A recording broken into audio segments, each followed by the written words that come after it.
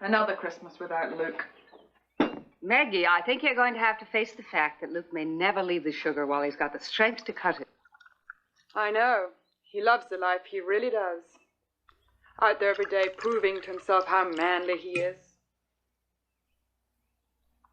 Maybe if I were able to truly love him, it would be different.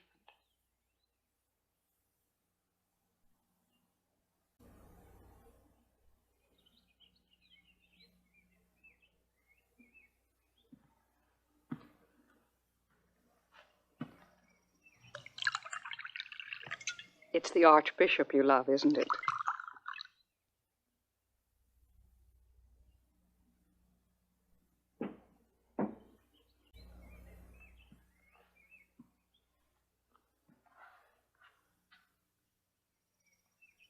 Always. All my life I've cried for him like a child crying for the moon. But I've got to stop crying. I'm not going to waste the rest of my life dreaming of a man I can never have.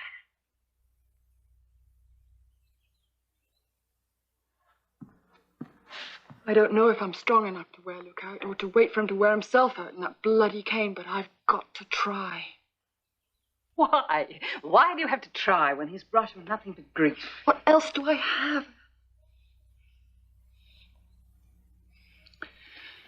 And I've got to make some kind of home for Jessie. I owe her that much.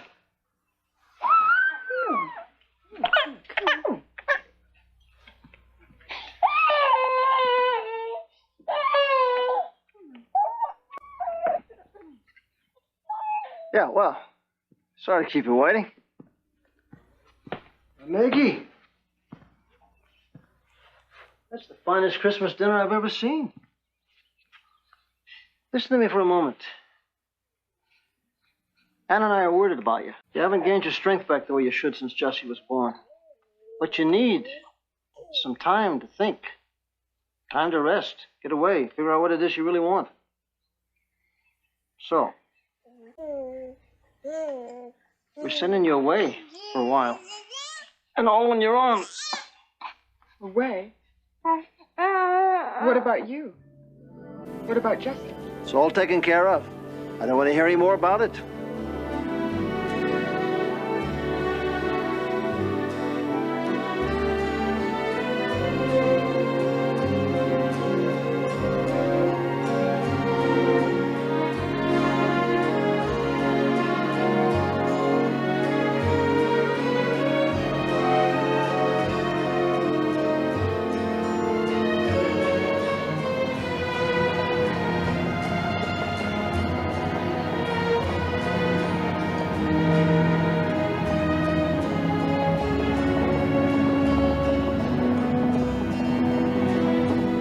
Good day, Sam. Good day, Rob. Here we go.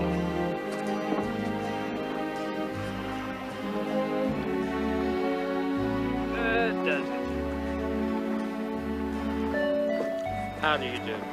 You'll be Mrs. O'Neill, of course. I'm Rob Walter. Welcome to Matlock Island.